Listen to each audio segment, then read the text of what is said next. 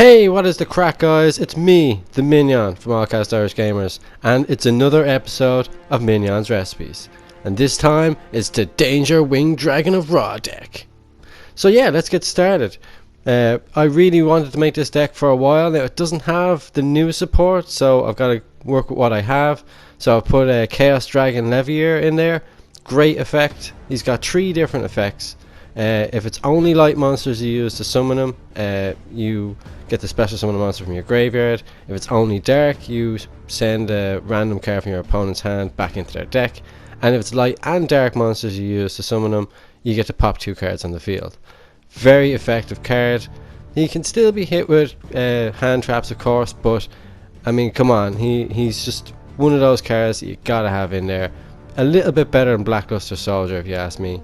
And of course, you've got the Danger engine. Fantastic engine. It just works in nearly every deck you put it in. It's so effective, mainly because you want your sphere mode in the graveyard. Now, I've put Dark World Dealings in there as a way of, activating, forcefully activating a danger effect, or you can use it to discard the Winged Dragon sphere mode. But it's paramount you get him in the graveyard. It's very rare you'll ever be using sphere mode the way it was intended, because once he's in the graveyard, you remove him from play with Phantom of Chaos. Phantom of Chaos can then special summon the Winged Dragon for 4000 attack, and your life points are still intact. So you can just use that effect over and over again, clear the field, get enough monsters out, boom, OTK baby. And of course, once I do get my hands on the actual Winged Dragon support in real life, because there's no way it's coming to Link Evolution, let's be honest, I will be modifying this deck, of course. But for now, I think it's just right. I mean, you've got your hand traps in there. Nibiru, what a card. I know I've said this in my other recipe videos, but he is just the greatest. If you know for a fact, or if you have a bit of an inkling, that your opponent is going to be just special summoning or like tons and tons of monsters, you gotta have Nibiru in there. Now, I've gone for 2 copies because, come on, 3 is a bit overkill, but if that's what you want to go with, fine. It might increase your chances of getting them in the first hand, but in the first hand is paramount. I mean, this is only the 2nd turn, and this guy is just off on one, just constantly special summon, and I was like, okay, now is the perfect time. You're getting Nibiru'd, and it just completely killed off the game for him. I summoned my Nibiru in attack mode, I summoned his token in defense mode, not knowing his token had lesser attack, but in the eventuality this guy did put up a fight, but I did get him in the end. And fair play, he didn't quit out when he saw it coming, which a lot of people do when you're playing online. But yeah, this deck really does revolve around sphere mode, into the graveyard, then Phantom of Chaos, remove him, Winged Dragon on the field. And you've got cards like Summoner Monk to help you get Phantom of Chaos out. But even if you don't, if you don't have a sphere mode in the graveyard, it's still a good way of getting monsters on the field, going into an Exceed summon, Link summon. Like, Summoner Monk just helps. He's in basically all my decks that play level 4 monsters, because he just searches them out with ease.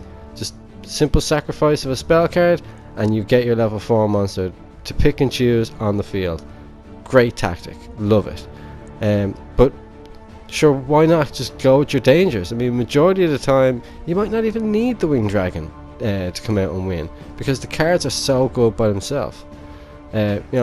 Most of the time, if it's a special summon monster, you'll go into your Silent Honor Arc, take their monster. There's not much they can do then. He is yours. This guy tries to put up a fight. Sorry. Not gonna happen. That's what you get card destruction for. Then you pop him with a Bigfoot, and he quit as soon as he saw the Bigfoot go in the graveyard. But yeah, you're gonna get that online a lot. Trust me. I had considered putting more cards in here to be able to use them with Phantom of Chaos, just cards that you could remove and would work out for you. But I decided against it, because the main focus for that card is to get Ra on the field. It's all about Ra when you've got sphere mode in the graveyard. Don't worry about anything else. I changed this deck at one stage to incorporate Mound of the Bound Creator as well. I didn't realize how effective that card would be in a God card deck. Not only will it let you get Raw to your hand, it'll allow you to get Sphere Mode to your hand as well, and therefore increasing your chances of just having a competitive deck, one that sees results time and time again.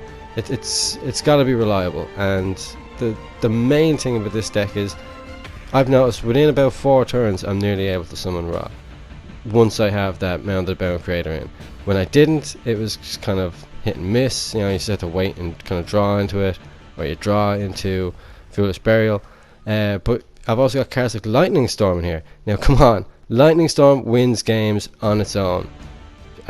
That's not even me being hyperbolic or over exaggerating it. It literally wins you games by itself. Just straight away, I just decided, you know what, I'm gonna Lightning Storm this guy. And before the card even resolved, he quit out. I mean, it was your back row, man. Take it like a champ. I had 2 magical stone excavations in, but I swapped one out to the side deck when I put Mound of the Bound Creator in. I just think, in terms of consistency, yeah, you only really need 1 magical stone of excavation. It's a good card, but you're not always going to have 2 danger monsters to discard, and you might have to discard something you need, so just watch out for that. But as I was saying, Mound of the Bound Creator, such a good card. Twin Twisters, you can use 1 effect of Twin Twister to destroy it, and then destroy one of your other opponent's cards, and that will trigger it, allow you to get Sphere Mode to your hand, discard them with any of your discard cards. In this instance it was Nightmare Phoenix, cleared the field, and then I went in for the finish. As per the rules, I've only got 1 Pot of Avarice in there, because that's kind of all you're allowed to have. It's still limited in Link Evolution, but 1 is enough. I also have Jar of Avarice in there as well, because sometimes it's good to get those magic and trap cards back into your deck as well, if when your combos got messed up and you need to just kind of reset the clock. But yeah, it's pretty good. That's your main deck. Now your extra deck, not much has changed in terms of extra deck. I always have the same extra deck. You've probably noticed that if you've watched my other recipe videos. I have some synchros in there, very rarely get to use them. Very. They are situational. Of course your Exceeds you're always going to use the usual suspects. I have that guy that, I can't remember, Gustav Cannon. He's got some crazy name, but he does come in handy if you are lucky enough to get 2 level 10 monsters out, whether it be 2 Sphere Modes or 2 Raws. You can combine them into an Exceed, into Gustav, and then he will be able to take 2000 damage. So yeah, he's not a game winner, but he's a game ender. If you get your opponent down low enough and all you need is that last 2000 damage, then why not? I mean, in this duel, for instance, I was back to the wall. I was gone. Sphere moded him and everything. He still had 4 monsters on the field, but I was just in an instance just able to get 2 Winged Dragons out. I used Sphere Mode to get 1.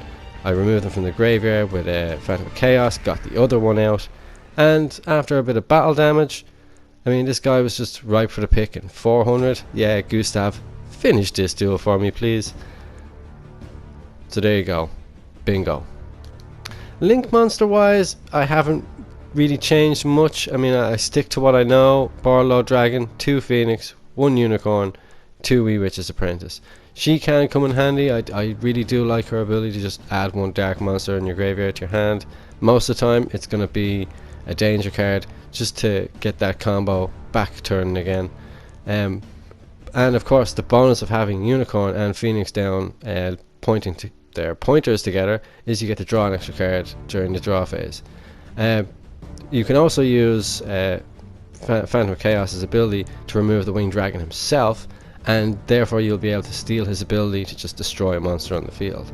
Now you could do that with Phoenix mode, because Phoenix mode doesn't destroy them, it sends them. So it's a different type of removal, so remember that. Of course you've got more copies of stuff in the graveyard or in your side deck. If you want to swap them out and have 3 copies of Summoner Monk, 3 copies of Phantom of Chaos, and a couple of extra hand traps. I don't have Phoenix mode in there at the moment because it's just not consistent enough. If I'm going to put something in the graveyard with Foolish Burial, it's going to be Sphere mode. Then you've also got your Shallow Grave, your Owner's Seal. It's a good tactic, but only if you're against certain opponents. Cursed Seal, great card. I love this card from back in the day. I used to always run it because it's a game saver. If you're just cutting out a key component of your opponent's deck that they plan to reuse over and over again, and Cursed Seal, a forbidden spell, just outright stops them from using a card of that name for the rest of the duel, their whole game plan is just gone. You know, if you use it on someone, a deck built around fusion monsters, and you use it on polymerization, what are they going to do? They're going to have to use something else. Hope they have Fusion Gate in there or something, but it's just Cursed Seal, a forbidden spell. Yes, it's a pain that you have to have a spell card to discard to activate it, but come on, stopping your opponent from using a card for the rest of the duel is priceless. So I do have 2 of them in there. I've also got Metaverse, you know, just if you find you're not getting Mound of the Bound Creator quick enough. I do have another copy in there because I'm running 2 at the moment. It's just so hard to get to know what to take out for that 3rd copy in, but I'll leave that up to you if that's the way you want to play it. But just remember, nothing is sure in this deck. You could end up using your danger cards and they'll just screw you every time. So the consistency isn't what I would like it to be. It's still missing a load of key components that I would love to have from the new support, but I just don't have them. So this is just the best with what I can do. So I hope you like this deck. I've been the Minyon. Let me know in the comments what you would change, what you would add in, and stick around for the next one. See you later, guys.